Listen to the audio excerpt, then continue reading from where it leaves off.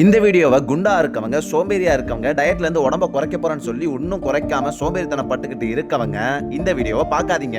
ஏன்னா நான் உங்களை இப்ப திட்ட போறேன். என்னடா சொல்ற, திட்ட போறியா? ஆமா, நான் உங்களை திட்ட போறேன். அதனால முன்கூட்டியே சொல்லிடுறேன், திட்டு வாங்க விருப்பம் இல்லாதவங்க இந்த வீடியோ ஸ்கிப் பண்ணிட்டு போயிருங்க. திட்டு வாங்க ரெடியா இருக்கீங்களா?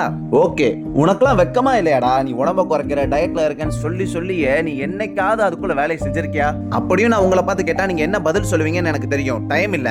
அப்படி சார் டைம் இல்லாத அளவுக்கு என்ன பெரிய வேலை பாக்குறீங்க? அமெரிக்கா பிரசிடென்டா இருக்கீங்களோ? இல்ல கேக்குறேன். அப்படி பார்த்தா இந்த உலகத்துல யாருக்குமே டைம் இல்லதான், எல்லாரும் ஏதாவது வேலை செஞ்சுக்கிட்டு இருக்காங்க தான். அப்ப டைம் இல்லாத உனக்கு சாப்பாடாயாவது கம்மியா சாப்பிட தரணும், அதுவும் உனக்கு தெரியல. சரி, காலைல எழுந்திரிச்சு வாக்கிங் போனா ஒரு நாள் 2 நாள் பண்ணிடுற, திரும்ப படுத்துற.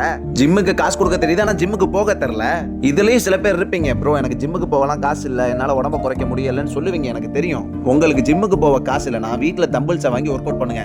அப்படி தம்பிள்ஸ் வாங்கவும் காசு இல்லைனா புஷ் அப், ஜம்பிங் ஜாக்னு ஏதாவது ஒன்று பண்ணுங்கடா. இதை ஏன் நான் இவ்வளவு இம்பார்ட்டன்டா சொல்றேன்னா, உங்க உடம்பு தான் ரொம்ப ரொம்ப முக்கியம். இப்ப எக்ஸாம்பிளுக்கு நீங்க கண்ணும் காது இருக்கனாலதான் இந்த வீடியோ உங்களால பார்க்க முடியுது, கேட்க முடியுது. உங்க கண்ணு ஹெல்த்தா இருக்கனாலதான் நல்லா நீங்க இந்த வீடியோ பாக்குறீங்க. பாடி ஹெல்த்தா இல்ல கட்டி ஃபியூச்சர்ல உங்களால எதுவும் பண்ண முடியாது. இப்ப நீ ஏன் மயக்கப்பட்டு உளுன்ட்டான்னு வச்சுக்கோ, நீ ஒரு 100 கிலோ கிட்ட இருக்க, உன்னை யார் தூக்கிட்டு போய் ஹாஸ்பிட்டல்ல சேர்க்க முடியும் சொல்லு? அதனாலதான் நான் உங்களை திட்டுறேன். உடம்பு தயவு செஞ்சு மெயின்டைன் பண்ணுங்க, சோம்பேறித்தனமா இருக்காதீங்க, சாப்பாடுக்கு அலையாதீங்க, கண்ட்ரோல் பண்ணுங்க உங்களை நீங்களே. இதுலயும் சில பேர் இருப்பான், சாப்பாடு இருந்தாலே செத்துருவான். சாப்பாடை பார்த்தா அனுமா சாப்பாடே பார்க்காத மாதிரி அள்ளி போட்டு சாப்பிடுவான். கொஞ்சம் சாப்பிட வேண்டாம், மனுஷன் தானே, நீ வாழ்ற அளவுக்கு சாப்பிடு போதும்.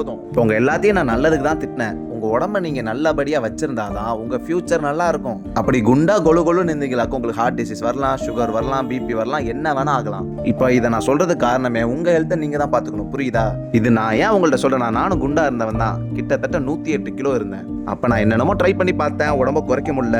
அதோட நான் என்ன செஞ்சேன்னா, நானே என்னை திட்டிக்கிட்டு, என்னை வறுப்படுத்திக்கிட்டு, வேலைங்களை வாங்கிக்கிட்டு, சாப்பாடை கம்மியா சாப்பிட்டுக்கிட்டு, அதுக்கு உழைச்சிக்கிட்டே இருந்தேன். அதனால எனக்கு என்ன ரிசல்ட் கிடைச்சிச்சுன்னா, 108 கிலோ இருந்தேன்னா 50 கிலோக்கு வந்தேன். அதுக்கப்புறம் தான் என்னால செய்ய முடியாத வேலையெல்லாம் நான் ஈஸியா செஞ்சுக்கிட்டு இருந்தேன். இப்ப நீங்களும் உடம்ப குறைக்கணும்னா ரொம்பலாம் டென்ஷன் ஆகாதீங்க. அது ஒன்றும் அவ்வளோ பெரிய விஷயம்லாம் கிடையாது. நீங்க என்ன பண்ணுங்க, ஒரு நல்ல டாக்டரா பார்த்து என் உடம்பு இப்படி இருக்கு, இதுக்கு என்ன காரணம்னு கேளுங்க. அவர் டெஸ்ட் எழுதி கொடுப்பாரு. அந்த டெஸ்ட் எல்லாம் பண்ணிட்டு உங்க உடம்புக்கு எது ஏத்த மாதிரி உங்களுக்கு எது தோதா இருக்கோ அந்த எக்ஸசைஸை செஞ்சுக்கிட்டு, அந்த சாப்பாடுகளை சாப்பிட்டுக்கிட்டு கொஞ்சம் கொஞ்சமா உடம்ப குறைங்க.